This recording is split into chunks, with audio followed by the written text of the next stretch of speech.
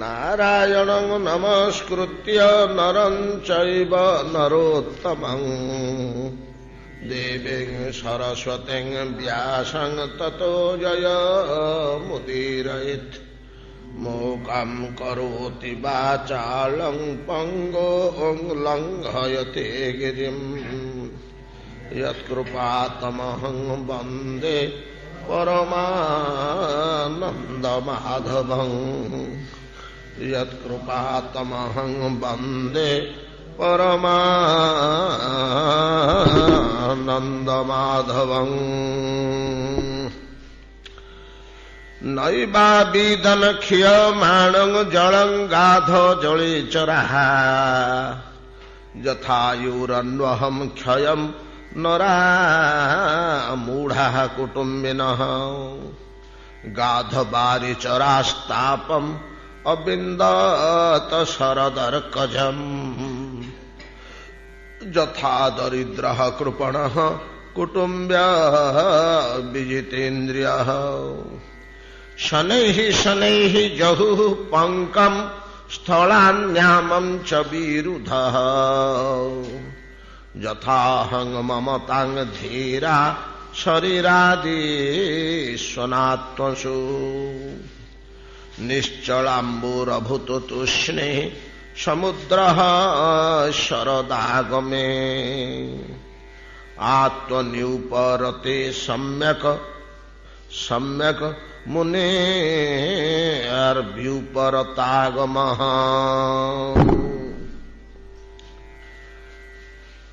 निश्चलाम्बुरभूततुष्णं समुद्रः शरदागमे आत्मन्युपरते सम्यक् मुनेर्व्युपरतागमः।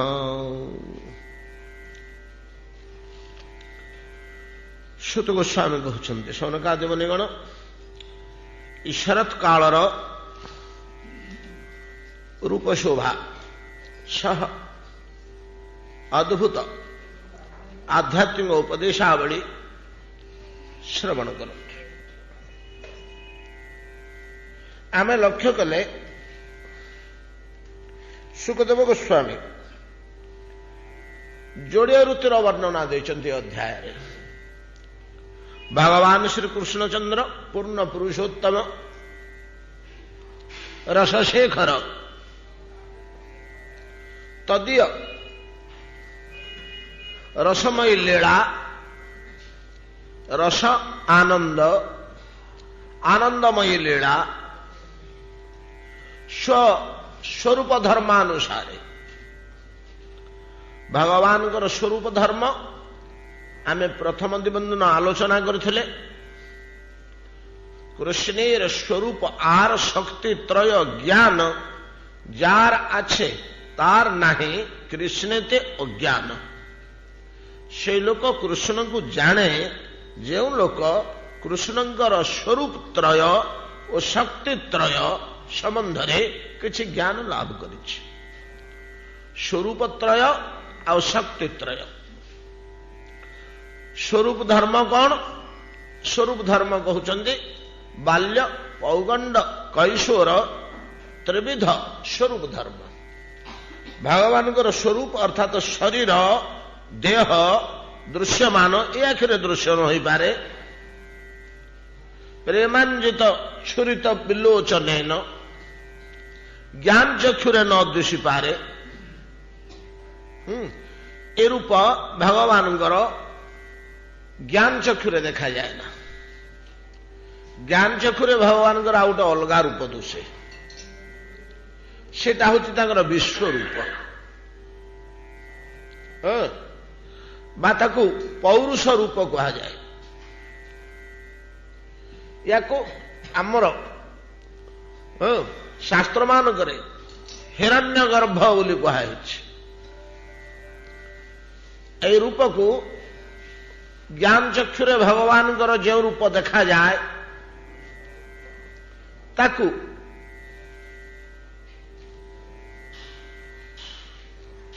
हिरण्य गर्भ बोली कहा जाए विराट पुरुष वैराज पुरुष ବିରାଜ ପୁରୁଷ ଏମିତି ଶବ୍ଦ ମାନଙ୍କରେ ଭିନ୍ନ ଭିନ୍ନ ଶାସ୍ତ୍ର ଉଲ୍ଲେଖ କରିଛନ୍ତି।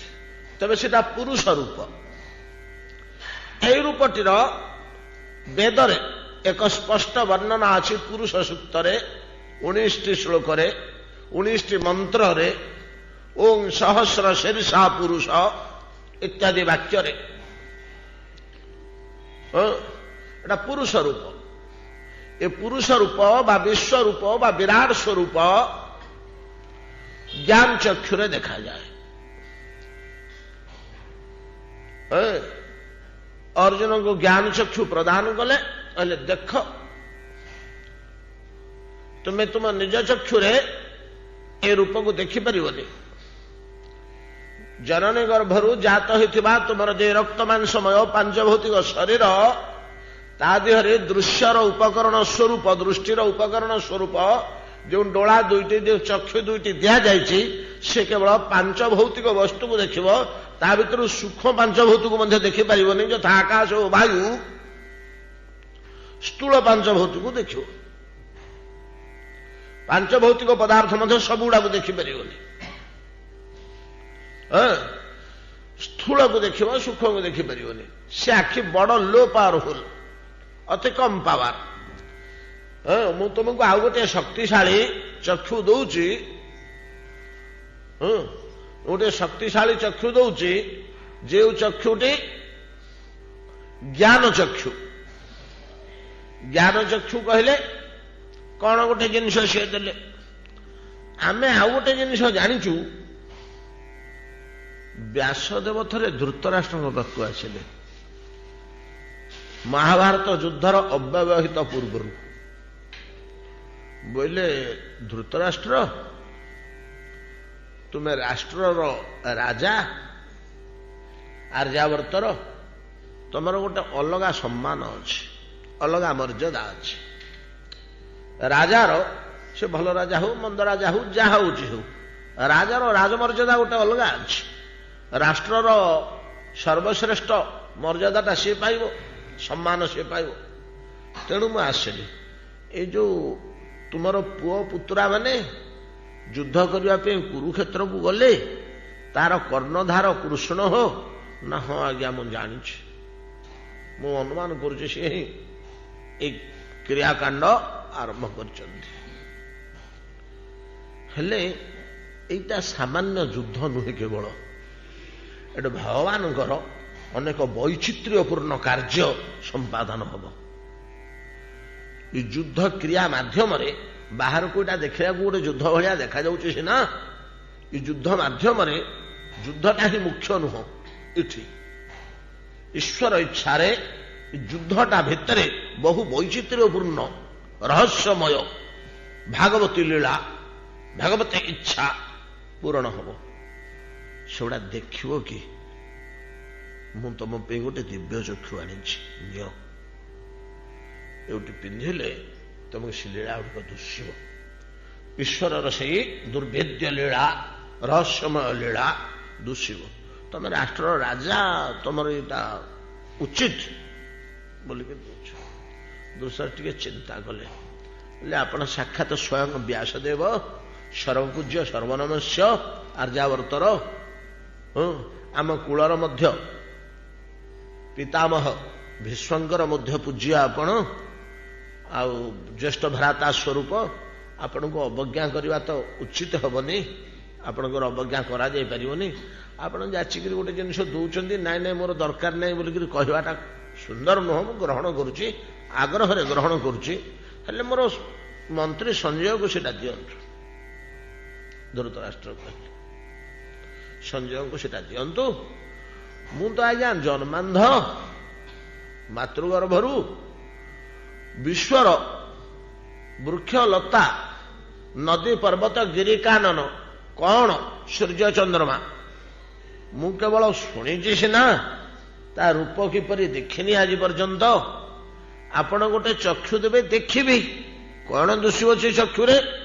ମୋରି ପୁଅ ପୁତ୍ରା ନାତି ଭଣଜା ଜ୍ୱାଇଁ ଏମାନେ ସମସ୍ତେ ହାଣ କାଟ ହେଇ ମରୁଥିବେ, ସ୍ୱବଂଶ ଲୋପ ଦେଖିବି ସିନା। ବିଦୁର କହୁଥିଲେ ବଂଶ ଲୋପ ହୋଇଯିବ ବୋଲି ମୋର ସନ୍ଦେହ ହେଉଛି। ବିଦୁରଙ୍କ ବାକ୍ୟ ଏପଟେ ସେପଟେ ହୁଏ ନା, ଏଟା ଧର୍ମଜ୍ଞ ପୁରୁଷ। ଆମେ ଛୋଟ ଭାଇ ବିଦୁର ବଡ଼ ଧର୍ମଜ୍ଞ ପୁରୁଷ, ତାଙ୍କ ବାକ୍ୟ ସହଜରେ ଏପଟେ ସେପଟେ ହୁଏ ନା। ବିଦୁର କହିଛନ୍ତି ବୋଲି ମୋର ସନ୍ଦେହ, ତାଙ୍କ କଥା କେତେବେଳେ ବୃଥା ଯାଏନି। ବଂଶଲୋପ ଦେଖିବି କିଛି ତ ଦେଖିନି, ମୋର ମନ୍ତ୍ରୀ ସଞ୍ଜୟକୁ ଦିଅନ୍ତୁ, ସେ ସେଟା ଦେଖୁଥାନ୍ତୁ। ମୋର କ'ଣ ଯଦି ପ୍ରୟୋଜନ ହୁଏ ବୋଲେ ମୁଁ ତାଙ୍କୁ ପଚାରିବି, ସେ କହିବେ ଦେଖୁଥିବେ ଯାହା, ମୁଁ ତାଙ୍କ ମୁହଁରୁ ଶୁଣିବି ସିନା, ସଞ୍ଜୟଙ୍କ ମୁହଁରୁ, ଆଉ ମୁଁ ନିଜେ ଦେଖିବାକୁ ଚାହୁଁନି। ସଞ୍ଜୟଙ୍କୁ ଦେଇଦେଇଗଲେ। ଭାଗ୍ୟବାନ ସଞ୍ଜୟ ସେଇ ଚକ୍ଷୁବଳରେ ଭଗବାନଙ୍କର ବିଶ୍ୱରୂପ ଅର୍ଜୁନ ଯେମିତି ଦେଖିଲେ ସଞ୍ଜୟ ସେମିତି ଦେଖିଲେ। ସଞ୍ଜୟ ଦେଖିଛନ୍ତି। ସଞ୍ଜୟ ନ ଦେଖିଲେ ତାହେଲେ ଗୀତାରେ ବର୍ଣ୍ଣନା କଲେ କେମିତି? ଗୀତାରେ ତ ଅର୍ଜୁନ କହୁନାହାନ୍ତି, ସଞ୍ଜୟ ବାଚ। ଗୀତାର ବକ୍ତା ହେଉଛନ୍ତି ସଞ୍ଜୟ। ସେ ଯଦି ନ ଦେଖିଛନ୍ତି କହୁଛନ୍ତି କେମିତି? ଅନେକ ବାହୁଦର ବକ୍ତ୍ର ନେତ୍ରମ୍ ପଶ୍ୟାମି ତ୍ୱଂ ସର୍ବତୋନନ୍ତ ରୂପମ୍ ନନ୍ତନ୍ନ ମଧ୍ୟଂ ନ ପୁନସ୍ତବାଦିଂ ପଶ୍ୟାଦି ବିଶ୍ୱେଶ୍ୱର ବିଶ୍ୱରୂପମ୍ କିରୀଟନମ୍ ଗଦିନମ୍ ଚକ୍ରିଣମ୍ ଚ ତେଜୋରାଶେର ସର୍ବतो ଦୀପ୍ତିମନ୍ତମ୍ ଦୁର୍ନିରୀକ୍ଷ ସମନ୍ତାତ୍ ଦୀପ୍ତି ନଳାର୍କ ଦ୍ୱିତୀୟମପ୍ରମେୟମ୍ ଇତ୍ୟାଦି ସବୁ ଯୋଉ କହୁଛନ୍ତି, ଦେଖିଛନ୍ତି ବୋଲି କହୁଛନ୍ତି ନା? ସେ ଦେଖିଛନ୍ତି। ସଞ୍ଜୟ ଅର୍ଜୁନ ଦି ଜଣ ମାତ୍ର 18 ଅକ୍ଷୌହିଣୀ ଲୋକଙ୍କ ଭିତରେ ମାତ୍ର 2 ଜଣ ଦେଖିଛନ୍ତି ଭଗବାନଙ୍କର ବିଶ୍ୱରୂପ। ଏଇଟା ହେଲା ଜ୍ଞାନ ଚକ୍ଷୁ। ଜ୍ଞାନ ଚକ୍ଷୁରେ ଏ ରୂପ ଦର୍ଶିବ। କିନ୍ତୁ ଭଗବାନଙ୍କର ମାତୃକ୍ରୋଡ଼ରେ ବିଳାସ କରୁଥିବା ମଧୁର ମୋହର ମନୋହର ଲାବଣ୍ୟମୟ ମୂର୍ତ୍ତି ନବନୀତ ପିତୁଳା, ଇନ୍ଦ୍ରନୀଳମଣିର ପ୍ରତିଭା ତୁଲ୍ୟ, ଉଜ୍ଜଳ ନୀଳମଣିର ତିଆରି ହୋଇଥିବା ଖେଳଣା ତୁଲ୍ୟ, କଣ୍ଢେଇ ତୁଲ୍ୟ, ରତ୍ନ ବିମଣ୍ଡିତ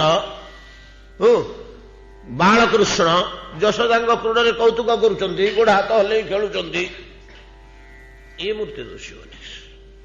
କୋଉଥିରେ? ଏ ଚକ୍ଷୁରେ। ଏଇଟା ମଧ୍ୟ ଏ ଟାଇପ୍ ଅଫ୍ ଜ୍ଞାନ ଚକ୍ଷୁ। ଏ ମୂର୍ତ୍ତି ଦର୍ଶିବନି, ବାଳ ମୂର୍ତ୍ତି ଦର୍ଶିବନି, କି ପୌଗଣ୍ଡ ମୂର୍ତ୍ତି ଦର୍ଶିବନି, କି କୈଶୋର ମୂର୍ତ୍ତି ମଧ୍ୟ ଦର୍ଶିବନି। ଜ୍ଞାନ ଚକ୍ଷୁରେ କେବଳ ବିଶ୍ୱମୂର୍ତ୍ତି। ବିଶ୍ୱମୂର୍ତ୍ତି ଇଏ ଗୋଟେ ଅଲଗା ଚକ୍ଷୁ, ଏଇଟା ଆମର ଜେନେରାଲ ଜ୍ଞାନ ଚକ୍ଷୁ ନୁହଁ। ଏଟା ଭଗବାନ କୃଷ୍ଣ ଦେଇଥିବା ଗୋଟେ ସ୍ପେଶାଲ ଜ୍ଞାନ ଚକ୍ଷୁ। ଏଥିରେ କ'ଣ ଦୁଶୁଛି? କିରୀଟିନଂ ଗଦିନଂ ଚକ୍ରିଣଂ ଚ, ଅନେକ ପ୍ରକାର ବସ୍ତୁ ଦୁଶୁଛି। କିନ୍ତୁ ଅନେକ ବାହୁ ଅନେକ ମସ୍ତକ ବାନ ରୂପ ଏଇ ଚକ୍ଷୁରେ ଯୋଉଟା ଦୁଶିଲା, ଯୋଉଟା ବେଦରେ କୁହାଯାଇଛି, ତା ବ୍ୟତୀତ ସାଧାରଣ ଜେନେରାଲ ଜ୍ଞାନ ଚକ୍ଷୁରେ ଭଗବାନଙ୍କର ଅଲଗା ରୂପଟେ ଦୁଶେ। ଏଟା ମଧ୍ୟ ବିରାଟ ରୂପ, ବିଶ୍ୱରୂପ। କିଭଳିଆ? ପଦ ପତାଳ ଶୀର୍ଷ ଅଜଧାମା ଅପର ଲୋକ ଅଙ୍ଗ ଅଙ୍ଗ ବିଶ୍ରାମା, ଅଧର ଲୋଭ ଜମ ଦଶନ କରାଲା, ଏଇ ରୂପଟା ଦୋଷେ। ଜ୍ଞାନ ଚକ୍ଷୁରେ ଭଗବାନଙ୍କର ଏଇ ରୂପଟା ଦୋଷିବ। ଏଇଟା ମଧ୍ୟ ବିଶ୍ୱରୂପ ବା ବ୍ରହ୍ମାଣ୍ଡ ସ୍ୱରୂପ, ବିରାଟ ସ୍ୱରୂପ, ବୈରାଜ ସ୍ୱରୂପ। ଏମିତି 2 ପ୍ରକାର ଜ୍ଞାନ ଚକ୍ଷୁରେ 2 ପ୍ରକାର ରୂପ ଭଗବାନଙ୍କର ଦୁଶିବା ଆମ ଶାସ୍ତ୍ର ମାନଙ୍କରେ ପ୍ରମାଣିତ ହେଉଛି। ଏଇ ଯୋଉ ଦ୍ୱିତୀୟ ପ୍ରକାରର ସାଧାରଣ ଜ୍ଞାନ ଚକ୍ଷୁ, ସେଥିରେ ଭଗବାନଙ୍କର ଯୋଉ ସ୍ୱରୂପ ଦେଖାଯାଏ, ସେ ସ୍ୱରୂପ କୀଦୃଶ ସ୍ୱରୂପ ନା? ଚତୁର୍ଦ୍ଦଶ ଭୁବନ, ଚତୁର୍ଦ୍ଦଶ ଭୁବନ, ଭୂ ଭୁବ ସ୍ୱ ମହଃ ଜନଃ ତପଃ, ମହଃ ତପଃ ଜନଃ ସତ୍ୟ, ଇଏ ଉପରକୁ ଗଲା 7, ତଳୁକୁ ରସାତଳ, ଅତଳ, ବିତଳ, ତଳାତଳ, ମହାତଳ, ପାତାଳ, ଇଏ 7। ଏ 14 ଭୁବନଟା ଭଗବାନଙ୍କର ଠାରୁ ପାଦ ମସ୍ତକ ଭିତରେ ସଜାଡି ହେଇକିରି ଖଞ୍ଜି ହେଇକି ରହିଛି। ପଦ ପାତାଳ, ପାଦ ଯୋଡିକ ପାତାଳ ଲୋକ, ଉଦର ଭୁବଲୋକ, ନାଭି ଭୂଲୋକ, ଉଦର ଭୁବଲୋକ, ବକ୍ଷ ସ୍ୱର୍ଲୋକ, ଏମିତି ହେଇ ବ୍ରହ୍ମଲୋକ ବା ସତ୍ୟଲୋକ, ଶେଷ ଅଜ ଧାମ, ଅଜ ବ୍ରହ୍ମା, ବ୍ରହ୍ମାଙ୍କ ଘର ବ୍ରହ୍ମଲୋକ ହଉଛି ମସ୍ତକ, ପାତାଳ ଠାରୁ ମସ୍ତକ ପର୍ଯ୍ୟନ୍ତ 14 ଲୋକ। ଯେମିତି ଆମର ଭଗବାନଙ୍କର ଗୋଟେ ବାଙ୍ଗ୍ମୟ ସ୍ୱରୂପ ଅଛି, ନାଇଁ କି? ଗୋଟେ ବାଙ୍ଗ୍ମୟ ସ୍ୱରୂପ, ବାକ୍ୟାତ୍ମକ ସ୍ୱରୂପ, ମେଡ୍ ଅଫ୍ ସାଉଣ୍ଡ,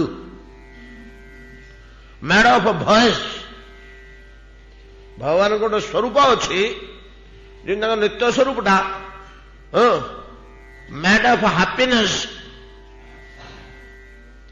ସୁଖରେ, ଆନନ୍ଦରେ, ରସରେ।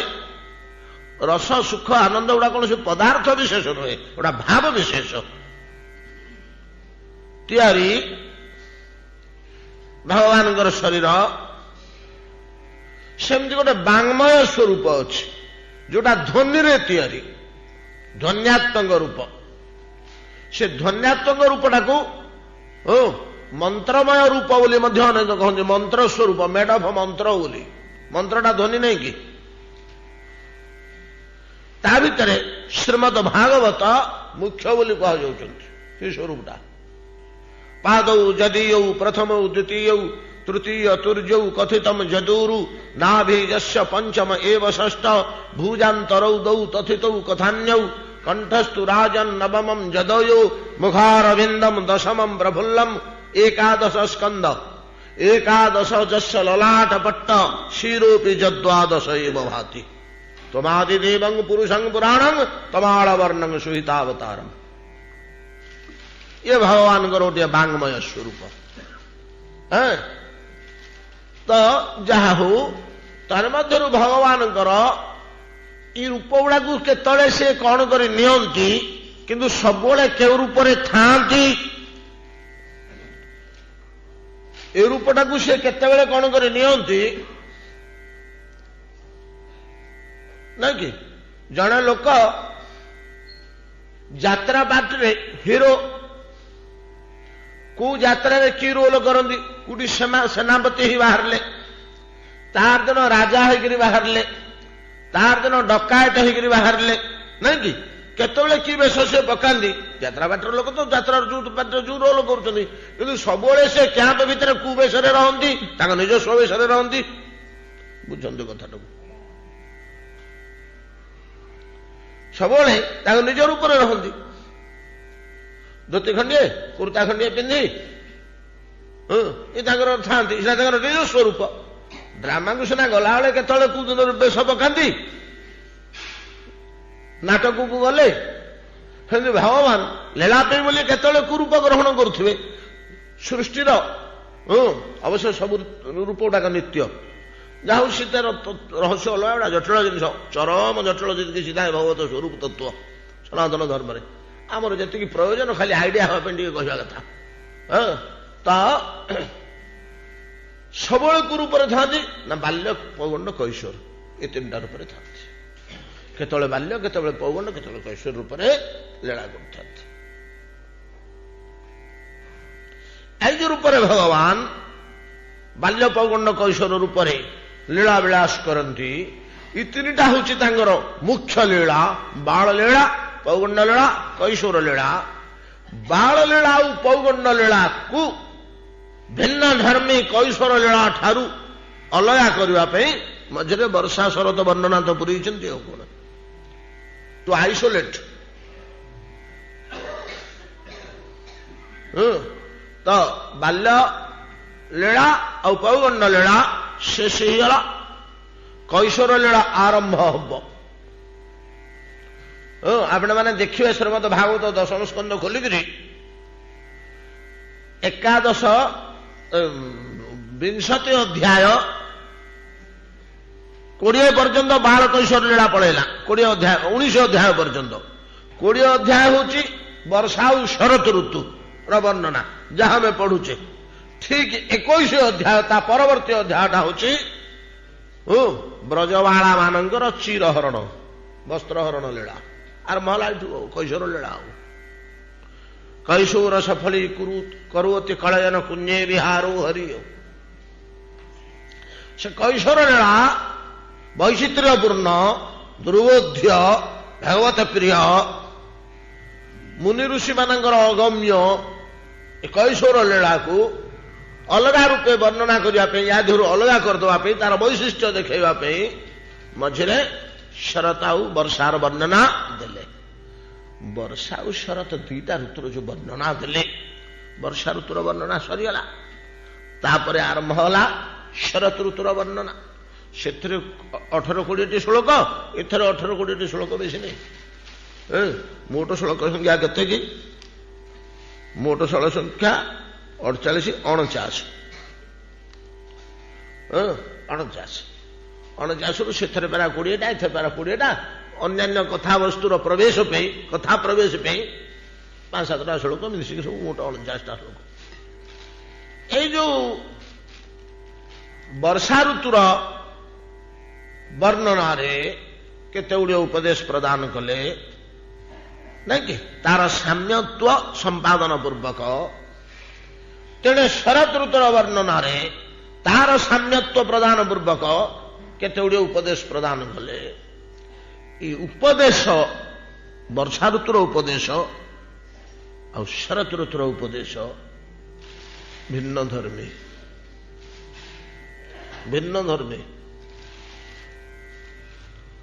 ବର୍ଷା ଋତୁର ଉପଦେଶାବଳୀ ଅପେକ୍ଷା ଶରତ ଋତୁର ଉପଦେଶାବଳୀ ଅଲଗା।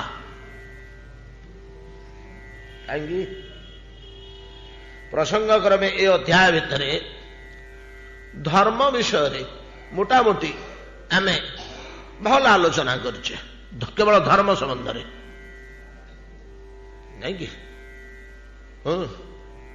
ବୈଦିକ ଧର୍ମ, ଭାଗବତ ଧର୍ମ, ସାଧାରଣ ଧର୍ମ, ବିଶେଷତର ବିଶେଷତମ ଧର୍ମ, ତାର ଆଚରଣ ପଦ୍ଧତି, ତାର କାର୍ଯ୍ୟକଳାପ ମନେ ପଡୁନି, ବିପୁଳ ଆଲୋଚନା କରିଛେ। ସେମିତିକା ଧର୍ମକୁ, ଧର୍ମର ଆଚରଣକୁ, ଆଚରଣ ହିଁ ତ ଧର୍ମ ଆଉ କଣ। ଆଚାର ପ୍ରଭବ ଧର୍ମ, ଆଚାର ପ୍ରଭବ ଧର୍ମ। ଧର୍ମଟା ଆଚରଣରୁ ଉତ୍ପନ୍ନ ହୁଏ। ଯୋଉ ଆଚରଣଗତ ଧର୍ମ ଇଏ ଆଉ ଗୋଟେ ପ୍ରକାରେ ଦି ଭାଗରେ ବିଭକ୍ତ। ଆମେ ଯେମିତି ବୈଦିକ ଧର୍ମ ଆଉ ସନାତନ ଧର୍ମ ଏମିତି ଦି ଭାଗ କଲେ, ସାଧାରଣ ଧର୍ମ ଆଉ ବିଶେଷ ଧର୍ମ ଏମିତି ଦି ଭାଗ କଲେ, ସେମିତିକା ଆଉ ଗୋଟିଏ ପ୍ରକାରରେ ମଧ୍ୟ ଧର୍ମକୁ ମୁନି ଋଷିମାନେ ଦୁଇ ଭାଗ କରିଛନ୍ତି। ଭିନ୍ନ ଭିନ୍ନ ବ୍ୟାପକ ବସ୍ତୁରେ ତ ଭିନ୍ନ ଭିନ୍ନ ଦୃଷ୍ଟିକୋଣରୁ ବିଚାର କରାଯାଇଛି। କଣ ସେ ଦୁଇଟା? କଣ ଯେ ଦୁଇ ପ୍ରକାରରେ ବିଭକ୍ତ କରାହେଇଛି ସେ ଦୁଇଟି କଣ ନା, ଗୋଟିଏ ହଉଛି ନୈତିକତା ଆଉ ଗୋଟିଏ ହଉଛି ଆଧ୍ୟାତ୍ମିକତା। ଗୋଟିଏ ହଉଛି ନୈତିକତା ଆଉ ଗୋଟିଏ ହଉଛି ଆଧ୍ୟାତ୍ମିକତା। ନୈତିକତା କଣ ନା, ନୀତି ନିୟମ ଅନୁସାରେ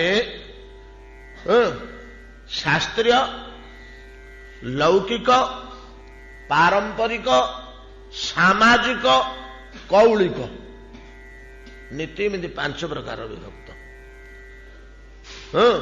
ଶାସ୍ତ୍ରୀୟ, ଯାହା ଶାସ୍ତ୍ର ନିର୍ଦ୍ଦେଶ କରୁଛନ୍ତି।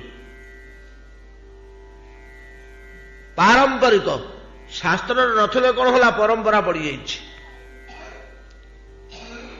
କିଏ କେତେବେଳେ ସୃଷ୍ଟି କରିଥିଲେ, ପରମ୍ପରାରେ ଅଛି। ସାମାଜିକ, ଏଇ ସମାଜରେ ଏଇଟା ଚଳୁଛି, ସେ ସମାଜରେ ସେଇଟା ଚଳୁଛି। ଆଉ ସାମାଜିକ। ଲୌକିକ, ଯୋଉଟା ସାମାଜିକ ସେଟା ଲୌକିକ ଭଳିଆ ଅନୁଭବ ହେଲେ ମଧ୍ୟ ଲୋକ ଉପହାସ ନ କରିବା ପାଇଁ, ଲୋକେ ସମାଲୋଚନା ନ କରିବା ପାଇଁ କେତେ ଗୁଡ଼ିଏ କାର୍ଯ୍ୟ କରିବାକୁ ହୁଏ। ଲୌକିକ ଲୋକଙ୍କୁ ରୁଚିବ। ଶାସ୍ତ୍ରୀୟ ହେଲେ ମଧ୍ୟ, ଯୁକ୍ତିଯୁକ୍ତ ହେଲେ ମଧ୍ୟ ଯଦି 5 ଜଣଙ୍କୁ ରୁଚୁନି, ମନେ ପଡୁନି ଭୁଜ ପ୍ରବନ୍ଧ, ବଡ ସୁନ୍ଦର, ବଡ ରସାଳ ଲେଖା, ସାହିତ୍ୟର ଗୋଟେ ଉଜ୍ଜଳ ଭାସ୍କର ଯୁଭୋଜ ପ୍ରବନ୍ଧ ସଂସ୍କୃତ ସାହିତ୍ୟରେ। ଯେତେବେଳେ ବେଶ୍ୟାଗୃହରେ କାଳିଦାସ ଲଣ୍ଡା ହେବାକୁ ପଡ଼ିଲା, ବେଶ୍ୟାପ୍ରିୟ ତ ସେ ଥିଲେ କାଳିଦାସ, ବେଶ୍ୟାଗୃହକୁ ଯାଇଛନ୍ତି। ବେଶ୍ୟାଗରେ ଗୋଟେ ପଣ୍ଡିତ, ଆପଣ ଗୋଟେ ଲଣ୍ଡା କଣ ହଉନାହାନ୍ତି ବା? ନା ନା, ମୋର କିଛି ଦିନ କୁଞ୍ଚୁକୁଞ୍ଚିଆ ବାଳ ଅଛି, ମୁଁ ଲଣ୍ଡା ହେବିନି, କାଳିଦାସ କହିଲେ। ପଣ୍ଡିତ ମାନେ ଲଣ୍ଡା ହୁଅନ୍ତି ନା ଆଉ, ପଣ୍ଡିତ ମାନେ ଲଣ୍ଡା ହୁଅନ୍ତି ନା ଆଉ। ସାଧାରଣ ଲୋକଙ୍କଠୁ ପଣ୍ଡିତଟାକୁ କେମିତି ଅଲଗା କରି ଚିହ୍ନା ହବ? ଚୁଟିଟେ ରହିବ, ଲଣ୍ଡା ହବ। ଆମର କେମିତି ସେବାୟତ ମାନେ ସବୁ ଫାଳେ ଉଡେଉଛନ୍ତି ଆଉ ଫାଳେ ରଖୁଛନ୍ତି, ଯାହାର ଯୋଉ ଗୋଟେ ନହେଲେ କେମିତି ଚିହ୍ନି ହବ? ସେ ଗୋଟେ ଶୋଭା, ସେ ଗୋଟେ ସେବାୟତ କୁଳର ଗୌରବ। ସେ ସେମିତି ପଣ୍ଡିତ ମାନଙ୍କର ସେ ଗୋଟେ ଲଣ୍ଡିତ ମୁଣ୍ଡ ହବା, ପଣ୍ଡିତ ମାନଙ୍କର ଗୋଟେ। ଆଜିକାଲି ଏଇ ଯୋଉ ପହିଲି ମାନ ସବୁ ଗୁଡାକ ଲଢୁଆ ଲୋକ ସେଗୁଡା ଲଣ୍ଡା ହଉଛନ୍ତି, ଆଉ ସେ ତାଙ୍କ ଚୁଟିକି ଧରି ପକେଇବ ବୋଲି ଶତ୍ରୁ, ସେ ଲଣ୍ଡା ହଉଛନ୍ତି। ସେ ଯାହା ହଉ କାଳିଦାସଙ୍କୁ କହିଲେ, କାଳିଦାସ ଆଜ୍ଞା ସରସ୍ୱତୀର ବରପୁତ୍ର, ମହତ ଲୋକଙ୍କ ପାଖରେ ଖୁଣ ଦେଖାଯାଏ ନା, ଖୁଣ ଅବଲୋକନ କରିବାକୁ କାହିଁକି ବେଶୀ ଆରକୁ ଗଲେ ଏଟା ବିଚାର କରିବାକୁ ହୁଏ ନା। ତ ସରସ୍ୱତୀର ବରପୁତ୍ର କାଳିଦାସ, ତା ଯୋଗୁଁ ଆଜି ଆମର ଭାରତବର୍ଷ ଗର୍ବିତ, ଆର୍ଯ୍ୟାବର୍ତ। କଣ କହିଲେ ସେଠି?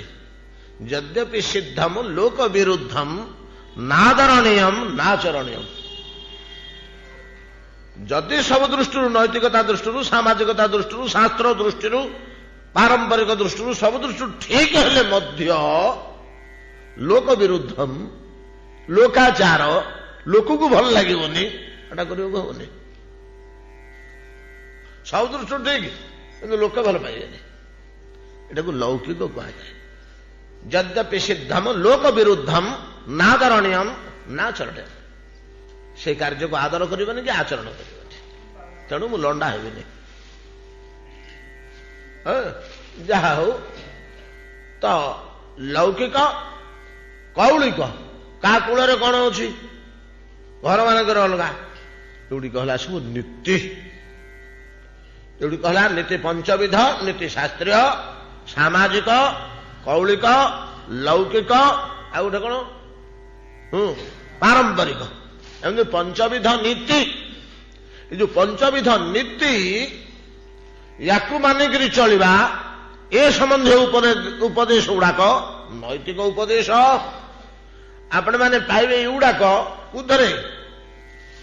ଭର୍ତ୍ତୃହରି ନୀତି ଶତକ, ନାଇଁ କି? ବିଦୁର ନୀତି ଶତକ, ବିଦୁର ନୀତି ଗୋଟେ, ବିଦୁର ଶତକ ନେଇ, ଭର୍ତ୍ତୃହରି ନୀତି ଶତକ, ମହାମୂଲ୍ୟବାନ ଜିନିଷ, ବଡ ବଡ ଶ୍ଲୋକ।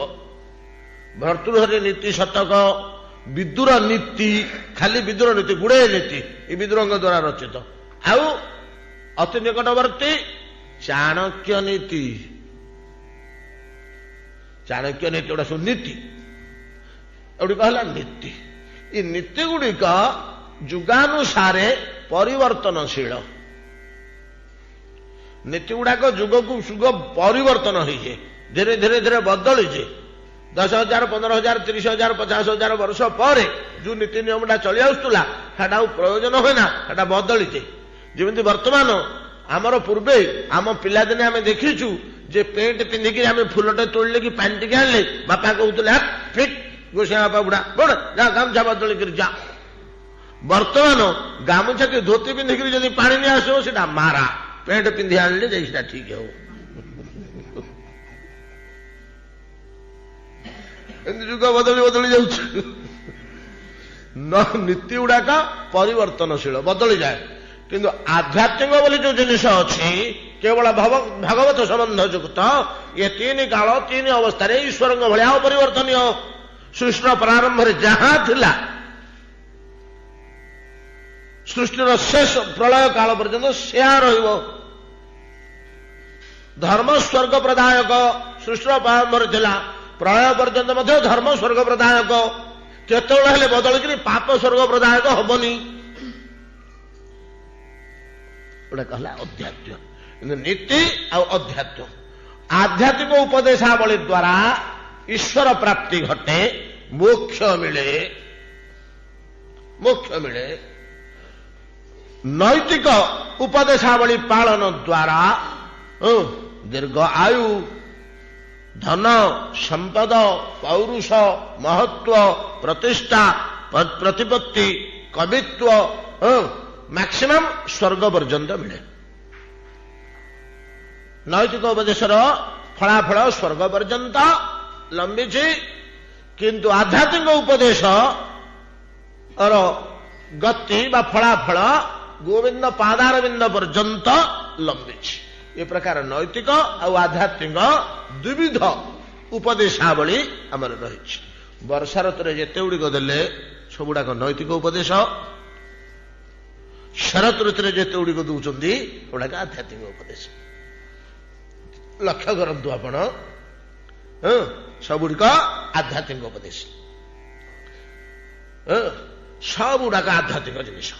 सेथर भलिया राजा कौन करिवे, केमिति दुर्भिक्ष समय कर संग्रह करिवे कहि नथिले। वर्षा ऋतुरे सूर्य ताप द्वारा जल संग्रह करथिले, वर्तमान वर्षा ऋतुरे सब वितरण करुछन्ति जल। जेमति राजा कर सब संचय करन्ति, कर छଳରେ धन संग्रह करन्ति, दुर्भिक्ष कालरे वितरण करन्ति। इन सब नैतिक उपदेश ना अनेक अनेक नैतिक उपदेश गुड़िक देइथिले। धर्मर जो दुई अंग नैतिकता और आध्यात्मिकता, अवश्य दीटा दीटार परिपूरक। आध्यात्मिकतार नैतिकता होची परिपूरक माने सहयोगी। आध्यात्मिकता को नैतिकता ही सृष्टि करे और सहायता करे और धरी रखे आधार स्वरूप। जहा आउ शरत वर्णन जो उपदेश गुड़िक दौरान एगुड़िक हूँ सब कौन ना आध्यात्मिक उपदेश। एटी गोटे जटिल कथा कहते आम आलोचना करते। निश्चुलांबुर भूत तूष्णी समुद्र शरदागमे आत्मनिपरते सम्यक मुनि और व्यूपरतागम। वर्षा ऋतुरे प्रचंड वायु झंकार, मेघमालार संचालन द्वारा क्षोभित महासिंधु समुद्र, विशाल तरंगमाला द्वारा निरंतर आंदोलित क्षोभित, एते प्रचंड भाव जे केते केते बड़ बड़ जल जंतु एपट सेपट फेंगी फोपाड़ी होचंदी, से स्रोतरे स्थिर होई रही पारुनाहांती, घांटी जगटी होचंदी, मंथी दली होचंदी। एभली आंदोलित महासागर जेमती शरत ऋतु पड़ी आसला, प्रशांत गंभीर धीर शिर शांत है कि गंभीर अवस्था तो अच्छे हलचल किसी ना, स्थिर है कि शरत ऋतुरे ता निज स्वरूप को स्वभाव को फेरी है। समुद्रटा से स्वभाव नुहे कि वर्षा ऋतु ताको आंदोलित करुला ना प्रचंड प्रभंजन।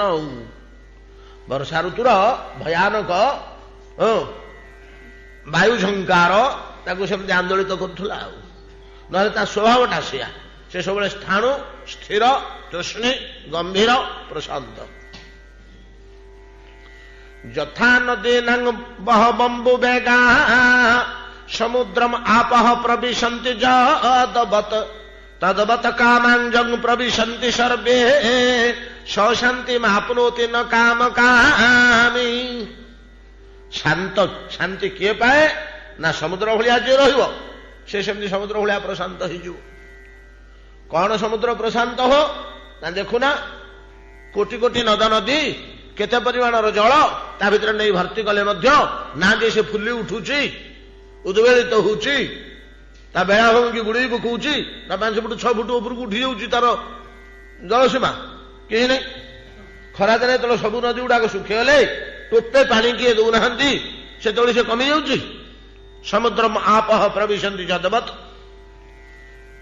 जेते जल पशिले मध्य तार बढ़िबार नहीं, जेते जल न देले मध्य कहीं गोटे नदी तार कमिबार नहीं, से ता स्थिति ठीक अच्छे। आम सी लेवल रु सब किसी माप नौछु।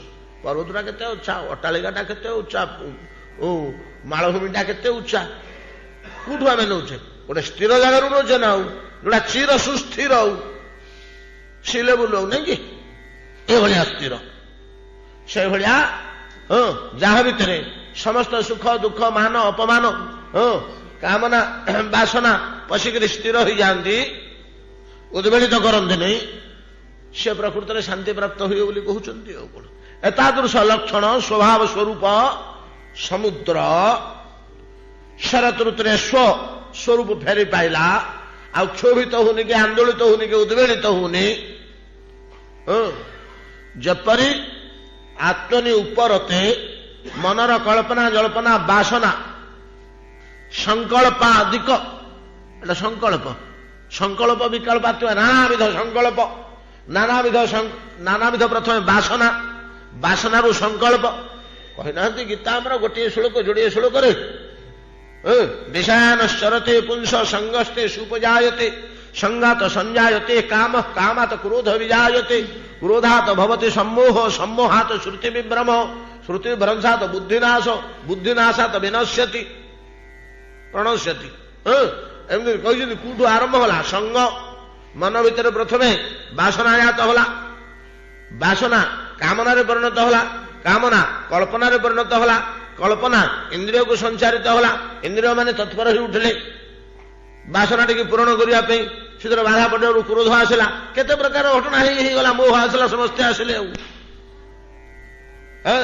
ତ ଏ ସଂକଳ୍ପଟି ବା ବାସନାଟି ଯଦି ଉତ୍ପନ୍ନ ନ ହୁଅ ମସ୍ତିଷ୍କରେ ସ୍ଥିର ହେଇଗଲା ଏ ଅଙ୍ଗ ପ୍ରତ୍ୟଙ୍ଗ ସବୁ ଯେମିତି ସ୍ଥିର ହେଇଯାଆନ୍ତି ତାକୁ ଉପରତି ବୋଲି କୁହାଯାଏ। ଦାର୍ଶନିକ ଭାଷାରେ ଉପରତି ପ୍ରାପ୍ତ ହେଲେ ଅମୁକ ମୁନି ଅମୁକ ଋଷି ଉପରତି ପ୍ରାପ୍ତ ହେଲେ ତାଙ୍କ ମସ୍ତିଷ୍କରେ ଆଉ କୌଣସି କାମନା ବାସନା ନାହିଁ କଳ୍ପନା ଜଳ୍ପନା ନାହିଁ ତେଣୁ ତାଙ୍କର ଧାଁ ଦୌଡ଼ ହୁଏ। ଅନ୍ୟ ଗୋଟେ ବାଟରେ ମଧ୍ୟ ଆକୁ ବୁଝାଯାଇପାରେ ଯେତେବେଳେ ଜଣେ ଋଷି କଣ ମୁଁ କହିଛି ତ ଏଇଟା ଆଲୋଚନା ହେଇଯାଇଛି ବେଦାଧ୍ୟୟନ ସ୍ନାନ ତ୍ରିସନ୍ଧ୍ୟା ସ୍ନାନ ଜପ ତପ ଗାୟତ୍ରୀ ଫୁଲ ସଂଗ୍ରହ ତୁଳସୀ ସଂଗ୍ରହ ବେଲପତ୍ରୀ ସଂଗ୍ରହ ନାଇଁ କି ମୁଦ୍ରା ବ୍ୟାୟାମ ନାଇଁ କି ବ୍ୟାୟାମ ତ କୁହାଯିବନି ଆସନ ଇତ୍ୟାଦି ଏ ଭିତରେ ଚଳଚଞ୍ଚଳ ହେଇ ଦିନାକ କଳ କବଜା ଭଳିଆ ଏପଟ ସେପଟ ହଉଥିଲେ ଉପରତି ଆସିଗଲା ପରେ ଗୋଟେ ଜାଗାରେ ବସିଛନ୍ତି କେବଳ ଗୋବିନ୍ଦ ସ୍ମରଣ କରି ଚୁପ୍ ବସିଛନ୍ତି ଆଉ ହଲ ନାହିଁ ଚଲେ ଘଣ୍ଟା ଘଣ୍ଟା ଧରି ବସିଛନ୍ତି। 5 ବର୍ଷ ତଳେ ମୁନିଙ୍କର ଅବସ୍ଥା କଣ ଥିଲା ହୋ କହିବା ମୁହୂର୍ତ୍ତ ସମୟ ନଥିଲା ଯାହାର ଯୋଉଠୁ ସାର ଯୋଉଠୁ ଏ କାମ ସେ କାମ ମତେ ବେଳେ ନାହିଁ ଦିଅ ସେବା କରିବି ଫୁଲ ତୋଳିବି ଫୁଲ ଗୁନ୍ଥିବି ବାସନ ବାଚିବି ଭୋଗ ରାନ୍ଧିବି ବେଦ ପାଠ କରିବି ନାଇଁ କି ମନ୍ତ୍ର ଜପ କରିବି ଠାକୁର ଘର ସଫା କରିବି ହଜାରେ କାର୍ଯ୍ୟରେ ବ୍ୟସ୍ତ ଥାନ୍ତି ଚଳଚଞ୍ଚଳ ହେଇ ଅଙ୍ଗ ପ୍ରତ୍ୟଙ୍ଗ ଉପରତି ଆସିଗଲେ ଏଗୁଡ଼ା ସବୁ ବନ୍ଦ ହେଇଯାଏ ଚୁପ୍ ହେଇକରି ବସିଯାଆନ୍ତି ନୀରବ ହେଇକରି କେବଳ ଭାଗବତ ଚିନ୍ତନରେ ଧ୍ୟାନ ହେଇ ତନ୍ମୟ ହେଇକରି ରହନ୍ତି। ଧ୍ୟାନ ଭଙ୍ଗ ହେଲା ବେଳକୁ ଦେଖିଲେ କିଛି ହେଇନି ଆଉ ବାହ୍ୟ ଜିନିଷ ଗୁଡ଼ିକ ଯେତେବେଳେ କର୍ମ ତତ୍ପର ଥିଲେ ସେତେବେଳେ ସେ କର୍ମୀ ଥିଲେ ନାଇଁ କି କର୍ମରୁ ଧୀରେ ଧୀରେ ଧୀରେ ଯେତେବେଳେ ଜ୍ଞାନ ଉତ୍ପନ୍ନ ହୁଏ କର୍ମ ଗୁଡାକ ଆପେ ଲୁପ୍ତ ହେଇଯାଏ। କିପରି ଯଥୈଧାଂସି ସମିଦ୍ଧୋଗ୍ନି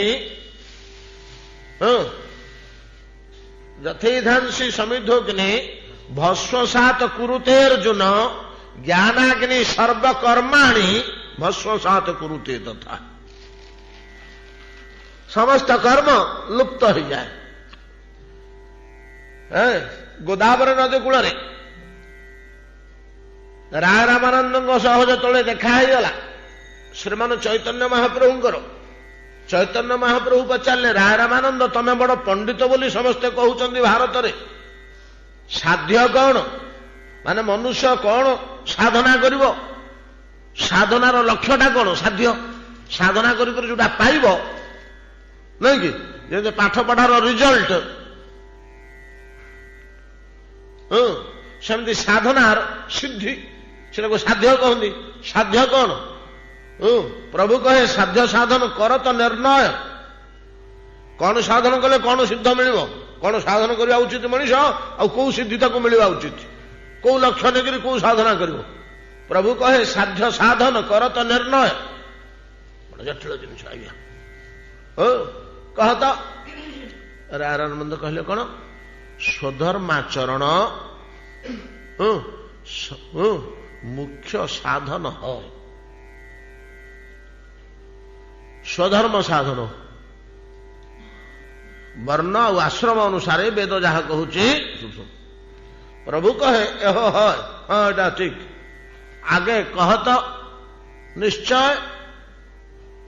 ଆଉ ଆଗକୁ କଣ ଅଛି କି? ନା ଏତିକି। ସାଙ୍ଗେ ସାଙ୍ଗେ କଣ କହିଲେ ରାମାନନ୍ଦ? ରାୟ କହେ ସ୍ୱଧର୍ମ ତ୍ୟାଗ। ସ୍ୱଧର୍ମ ତ୍ୟାଗ ପ୍ରଥମେ କହିଲେ ସ୍ୱଧର୍ମ ଆଚରଣ, ସାଙ୍ଗେ ସାଙ୍ଗେ ଦ୍ୱିତୀୟ ପଦରେ କହିଲେ ସ୍ୱଧର୍ମ ତ୍ୟାଗ। ସ୍ୱଧର୍ମ ଆଚରଣ କରି କରି କରି ଯେତେବେଳେ ଉପରତି ଆସିଯିବ ସେତେବେଳେ ସ୍ୱଧର୍ମ ତ୍ୟାଗ, ଆଉ କୌଣସି କର୍ମ କରିବାର ନାହିଁ। ଭାଗବତରେ ଗୋଟେ ପଦ ଜଗନ୍ନାଥ ଦାସ ଲେଖିଛନ୍ତି, ଜ୍ଞାନ ଲୋଭିବ ଯେତେବେଳେ କର୍ମତେ ଜୀବ ତତ କାଳେ। ଯେତେବେଳେ ଜ୍ଞାନ ଲାଭ ହବ ସେତେବେଳେ କର୍ମ ତ୍ୟାଗ କରିବାକୁ ହବ। ଆଗେ ଆଗେ ଯୋଉ ଆଉ ଆଗକୁ ବହୁତ ପଥ ଅଛି। ଅତଏବ ଏଇଟା ହେଲା ଉପରତି ଅବସ୍ଥା।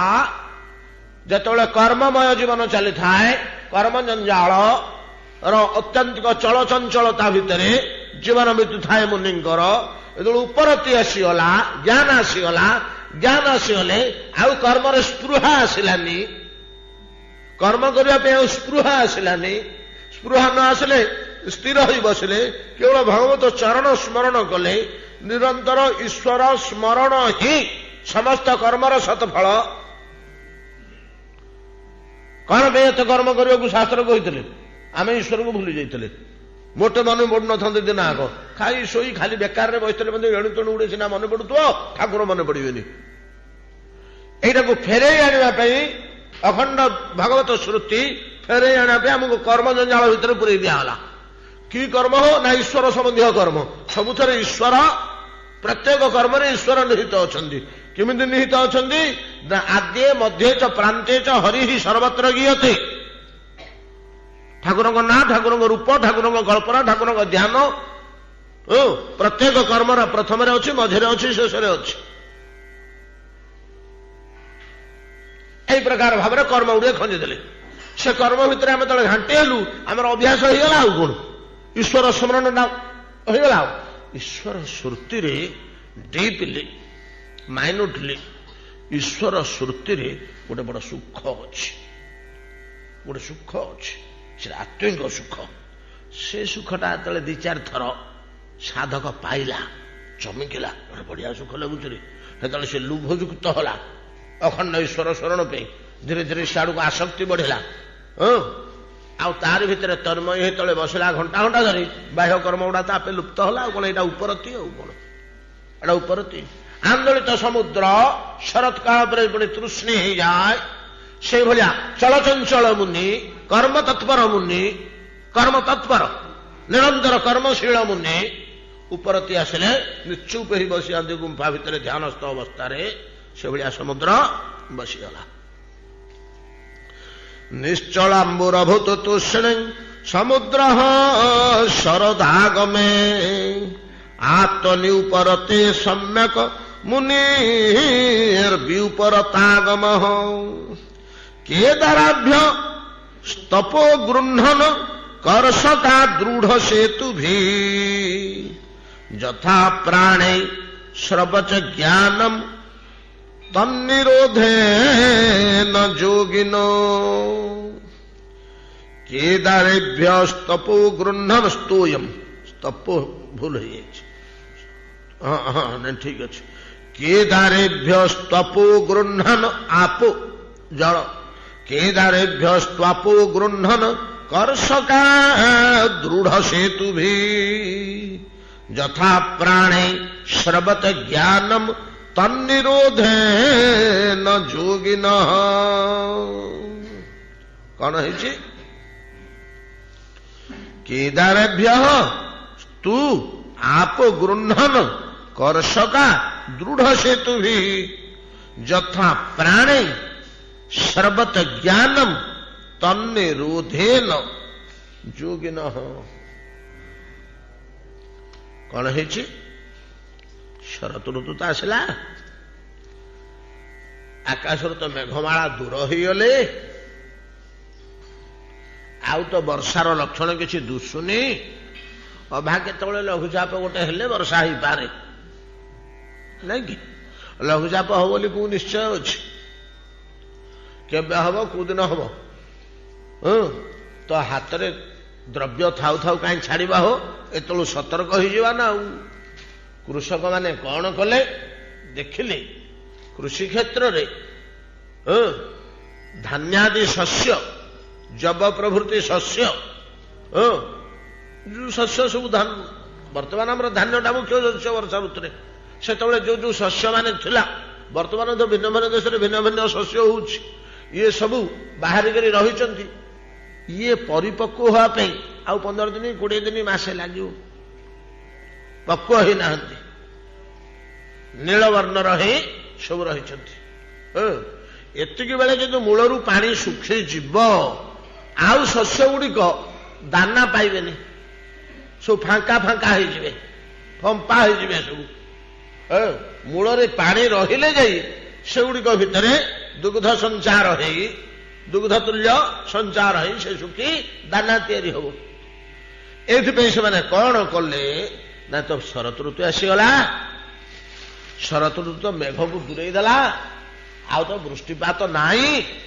ଯାହା ଜମିରେ ଜଳ ଫଳ ଅଛି ସେ ଯଦି କୋଉଠି କଣାଟେ ଫଣାଟେ ହେଇକରି ଲିକ୍ ହେଇକରି ପଳେଇବ, 4 ଦିନ 5 ଦିନରେ ଶୁଖିଯିବ। 15 ଦିନ ପର୍ଯ୍ୟନ୍ତ ମତେ ଆହୁରି ପାଣି ଦରକାର, କି ମାସେ ପର୍ଯ୍ୟନ୍ତ ପାଣି ଦରକାର। ବର୍ଷାର ତ ଆକାଶ ନାହିଁ, ତ ଶରତ ଋତୁ ଆସିଗଲା, ଆଉ ତ ବର୍ଷା ହବନି। ତେଣୁ ସେମାନେ କଣ କଲେ, ଦୃଢ ସେତୁ ଭି, ଉଚ୍ଚା ଉଚ୍ଚା ମୋଟା ମୋଟା କିନ୍ତୁ ଦୃଢ ଭାବରେ ଦଳି ଚକଟି ପାଦରେ ମାଡ଼ି ବସେଇ ହୁଡା ମାନଙ୍କୁ ଚାରିପଟେ ମଜବୁତ କରି ରଖିଲେ। କାହିଁକି ନା ଜଳ ଯେମିତି ପୂର୍ଣ୍ଣ ହେଇକି ରହିବ, କୋଉଠି ପଳେଇ ଯିବନି, କୋଉଠି କଙ୍କଡା କଣା କରିକି ଗାତ କରିଦବନି, କୋଉଠି କୌଣସି ଲୋକ ଟିକେ ଗୋଡ ଖସିଗଲେ ପଡିକରି ସେଠି ନଳିଆ ହେଇଗଲା, ସେବାଟେ ପାଣି ପଳେଇଲା। ତେଣୁ ଦୃଢ ସେତୁ ଭି, ମୋଟା ଚଉଡା ଉଚ୍ଚା ସୁଦୃଢ ମାଟି ପକେଇ ଚାରିଆଡୁ ଆଣି ସଂଗ୍ରହ କରି ଚାରିପଟର ଟାଣ କରି ମୁହାଣ ମାନଙ୍କୁ ସବୁ ବନ୍ଦ କଲେ। ବର୍ଷା ଦିନେ କଣ ହଉଥିଲା ନା, ମେଲା ପଡିଥିଲା, ସବୁ ପାଣି ଯାଉଥିଲା, ଢୁ ଢୁ ଢୁ ବଢୁଥିଲା, ତ 24 ଘଣ୍ଟା ଛେଚୁଛି। ଆଉ ସେ ପାଣି ରଖିକିରି କଣ ହବ, ବର୍ଷା ତ ନିରନ୍ତର ଚାଲିଛି, ଯାଉ ବହି ଯାଉ, ଯୁଆଡେ ଯାଉଛି ଯାଉ, ସେ ସମୁଦ୍ର ଆଡୁ ପଳାଇବ ତ ଆଉ କଣ। ଚାଲିଥିଲା। ଯେମିତି ଶରତ ଋତୁ ଆସିଗଲା, ଶସ୍ୟ ପରିପକ୍ୱ ଅବସ୍ଥାରେ ଅଛି, ଆକାଶରେ ମେଘମାଳା ନାହିଁ, ବର୍ଷା ଛାଡିଗଲା, ମୂଳରୁ ପାଣି ଶୁଖିଗଲେ ମହା ମୁସ୍କିଲ ହବ।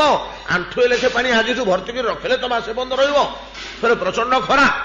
ତେଣୁ ଦୃଢ ସେତୁ ଦ୍ୱାରା ବିନ୍ଦୁଏ ଜଳ ଯେମିତି ଚେୟାରରୁ କୁଆଡେ ପଳେଇ ନଯିବ, ଆପୋ ଜଳ ଗୃହ୍ଣନ ଗ୍ରହଣ କଲେ, ଭର୍ତ୍ତି କରି ରଖିଲେ କିଆରି ମାନଙ୍କରେ ଜଳ ଭର୍ତ୍ତି କରି ରଖିଲେ, ଓ ଚାରିପଟେ ଦୃଢ ବନ୍ଧ ହୁଡା, ବିଲର ହୁଡା ଦୃଢ ଭାବରେ ସ୍ଥାପନ କଲେ। ନହେଲେ ଶସ୍ୟ ପରିପକ୍ୱ ହବନି, ସବୁ ଫମ୍ପା ହେଇଯିବ। ତେଣୁ ପରିପକ୍ୱ ପୁରା ଦାନା ଭର୍ତ୍ତି ହେଇଥିବା ବଳିଷ୍ଠ ଶସ୍ୟ ପାଇବା ପାଇଁ ହେଲେ ଆହୁରି ମାସେ କାଳ କିଆରିରେ ପାଣି ଭର୍ତ୍ତି ହେଇ ରହିବା ଦରକାର। ତେଣୁ ବନ୍ଧ ଦୁର୍ବଳ ହେଲେ ଚଳିବନି, ବନ୍ଧ ଦୁର୍ବଳ ହେଲେ ଚଳିବନି, ତାକୁ ଦୃଢ ଭାବରେ ଚତୁର୍ଦିଗରେ ବନ୍ଧ ବାନ୍ଧିକରି ରଖିଲେ।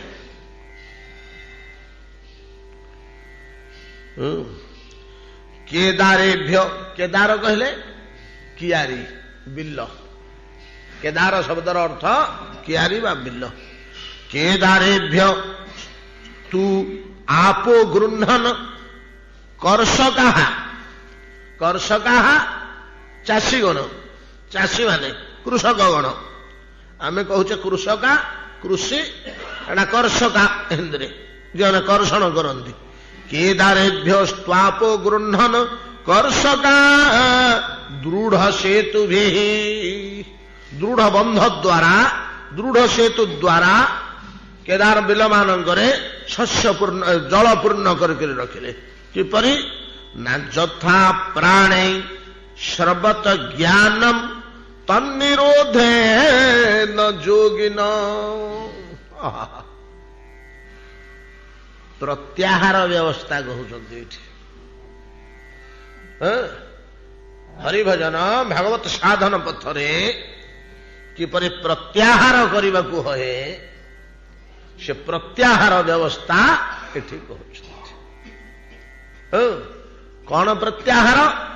साधक तार साधन करुछि भितरे जेमिति टिके टिके ज्ञान उत्पन्न हब साधना बलरे उपासना बलरे भितरे जेमिति टिके टिके ज्ञान उत्पन्न हब से ज्ञान कौन हब? अल्प अल्प थिला बेले जेमिति कियारी रे पानी खाली चुपचुपिया होकर अच्छी से कौन गड़ी कर जीव कि कादुआ होकर थे माटी ठू उपरକୁ उठिले सिना पानी गड़ी जीव। वर्षा हला जे पानी माटी पीगला जतिकी वर्षा हला माटी पीगला माटीटा संपूर्ण कादुआ हो जाइए बतर हो जाइए भयंकर भाव में एमती चिपिदेले पानी बाहर किंतु पानी ऊपर ठिया है माटी ऊपर ठिया है से पानीटा गड़ब कि बंध मेला थे माटी पीक रही। तद्रूप अंतःकरण जिते ज्ञान रे कौन हम बतुरीब लक्ष्य करंतु माटीटा पानी जिते वर्षा है माटी पीगला जिते वर्षा है माटी पीगला जिते माटी संपूर्ण पीगला आउ पानी पीऊनी से जी वर्षा है से ऊपर ठिया है पानी 2 इंच 4 इंच 6 इंच 8 इंच हाथ आंठुए ठिया है। सेमती जिते समय पर्यंत ज्ञान उत्पन्न हेले अंतःकरण भितर से पी जाऊँगी सुरक्षित ही रोचे से पर्यंत जीव ता परवर्ती अवस्था कौन है? प्रत्येक साधन ईश्वर ज्ञान ज्ञान कहले ईश्वर ज्ञान भगवान संबंधी ज्ञान भगवान संबंधी ज्ञान भगवान किमती किपरि केते शक्ति बल किपरि करुणामय किमिति रूप किमिति चेहरा कौन करती स्वभाव किपरि घर कोठी लक्षण कौन एगुड़ा तो गुण ज्ञान कहले एगुड़ा तो गुण। ए ज्ञान जो अंतःकरण भितर परिपूर्ण है तापरे साधन द्वारा जो संग्रह हला माटी उपरे पानी ठिया हला भलिया अंतःकरण से ऊर्ध्व को जो आसब आज्ञा आपण शुणिले हसबे कहे बाबाजी गोटे पागलिया कथा कहूँ बोली नाई शास्त्र कहते सत कथा मुझे पढ़िकी कहूँ मो मनरू कहूनी आपणकर पंचेन्द्रिय धरी ज्ञान गड़ीजीव जमी कियारी पानी पलि जाऊँगी जमी कियारी पानी पलि जाऊँगी टिके अधिका होगले कियारे मुहाण तो मेला अच्छी ना बंध हुड़ार बिल हुड़ार चारिपटे कौटी केमी गोटे कि 2टा मुहाण एपटे कि सेपटे खोला अच्छी मेला अच्छी माटी उपरକୁ ଯେତେବେଳେ ପାଣି ଉଠିଲା ଯେତେ ସମୟ ପର୍ଯ୍ୟନ୍ତ ମାଟି ଭିତରେ ପି ଯାଉଥିଲା ଯେତେବେଳେ ଅଧିକ ବର୍ଷା ହେଲା ଉପରକୁ ଉଠିଲା ପାଣି 4 ଇଞ୍ଚ 6 ଇଞ୍ଚ ହେଲା ସେ ମେଲା ମୁହାଣ ବାଟେ ଗଡ଼ିଗଲା ଆଉ କଣ ଯେପରି ପାଣି ଗଡ଼ିଯାଏ अंतःकरण संचित ऑब्जर्व जी हो अंतःकरण द्वारा से ज्ञान बादे आउ टे ज्ञान जो अधिका प्राप्त हेले आपण अंतःकरण भितर रहिला सेटा इंद्रिय द्वारा गड़ीज ये जो पंच ज्ञानेन्द्रिय ये 5टा मुहाण बागेन्द्रिय श्रवणेन्द्रिय दर्शनेन्द्रिय घ्राणेन्द्रिय स्वादनेन्द्रिय जुहा ये पंच ज्ञानेन्द्रिय रे ये 5टा मुहाण अंतःकरण मेला जगह टिके ज्ञान जदि अधिक उत्पन्न होला भितरे से ई बाट दे जोटा गहिरिया थिबो जो मुहाणटा टे खालुआ थिबो से बाटे गड़ी जीवो सेटा गड़ी जीवो पंचेन्द्रिय द्वारा ज्ञान गड़िकी पलैब यहाँ मुझे केमती लगुच असंभव लगुच नहीं कि एटा असंभव लगुच नहीं असंभव नहीं एटा वास्तव ଇନ୍ଦ୍ରିୟ ମାନଙ୍କ ଦ୍ୱାରା ଜ୍ଞାନ ସ୍ରବୀଭୂତ ହୋଇଯିବା, ଯେମିତି ଦ୍ରବୀଭୂତ ସ୍ରବୀଭୂତ ହୋଇଯିବା, ବାହାରିକରି ଚାଲିଯିବା। ଇନ୍ଦ୍ରିୟ ମାନଙ୍କ ଦ୍ୱାରା ଜ୍ଞାନ, ପଞ୍ଚ ଜ୍ଞାନେନ୍ଦ୍ରିୟ ଦ୍ୱାରା ଜ୍ଞାନ, ସେଗୁଡାକ ପରା ଜ୍ଞାନେନ୍ଦ୍ରିୟ ଗୁଡାକ, ତାଙ୍କ ନାଁ ଜ୍ଞାନେନ୍ଦ୍ରିୟ। ଏଇଥିରୁ ଆପଣ ଟିକେ ବିଶ୍ୱାସ କରନ୍ତୁ। ଷୋଳଣା ଅବିଶ୍ୱାସ ଯଦି ହଉଛି, ଅଣେ ବିଶ୍ୱାସ ଏଇ ବାଟ କରନ୍ତୁ। କର୍ମେନ୍ଦ୍ରିୟ ପାଞ୍ଚଟା, ଜ୍ଞାନେନ୍ଦ୍ରିୟ ପାଞ୍ଚଟା, କେବେ ତାଙ୍କ ନାଁ ଜ୍ଞାନେନ୍ଦ୍ରିୟ କାହିଁକି ହେଇଛି ରେ? ପାଣି ଯିବା ବାଟ। ମୁହାଣ ବୋଇଲେ ଆଉ କଣ? ଯୋଉଟା ପାଣି ଯିବ, ଆଉ କିଛି କାମ ହୁଏନି ଯିବାଟେ। ସେଟା ପାଣି ଯିବା ଆସିବା କରେ, ଆଉ କିଛି ହୁଏ ନା। କିଆରୀର ମୁହାଣ ଗୋଟେ, ଯୋଉଠି ସେଟା ଆଉ କିଛି ହୁଏ କି ସେଠି? ଆଉ କଣ ହୁଏ ସେଠି? କେବଳ ଜଳ ଗତାଗତି ପାଇଁକି ସେ ରାସ୍ତାଟି।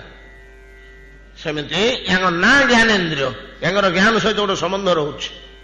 ଆମେ କଣ ସବୁ କଥା ଜାଣିଛୁ କି? ଶାସ୍ତ୍ର ଭିତରେ ଥିବା, ସାଧନ ରହସ୍ୟ ଭିତରେ ଥିବା ଅନେକ ଗହିରିଆ କଥା ସବୁ ଆମର ସ୍ମୃତିଗୋଚର ହେଇନି। ଏ ଜ୍ଞାନେନ୍ଦ୍ରିୟ ମାନଙ୍କ ଦ୍ୱାରା ଜ୍ଞାନ ଗଢି ଚାଲିଯିବା ରହିଛି। ତେଣୁ ଆମର ମୁନି ଋଷିମାନେ ବୈଦିକ ସାଧନ ବ୍ୟବସ୍ଥାରେ ଗୋଟେ ପ୍ରତ୍ୟାହାର ବ୍ୟବସ୍ଥା ରଖିଛନ୍ତି। ଏଠି ସେ ପ୍ରତ୍ୟାହାର ଶବ୍ଦଟା ଦିଆହେଇନି, ପ୍ରତ୍ୟାହାରଟା ଅଲଗା ଶବ୍ଦ, କିନ୍ତୁ ଏଠି ଲାଗେ। ସେ ପ୍ରତ୍ୟାହାର ଦ୍ୱାରା ଇଏ ମୁହାଣ ଗୁଡାକୁ ବନ୍ଦ କରିବାକୁ ହବ। ମୁହାଣ ଗୁଡିକୁ ବନ୍ଦ କରିବାକୁ ହବ। ସେଇ କଥା କହୁଛନ୍ତି। କେଦାରେଭ୍ୟ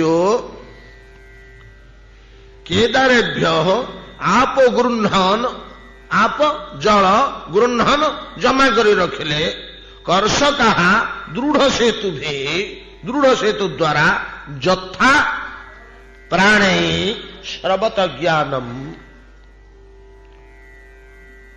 ପ୍ରାଣ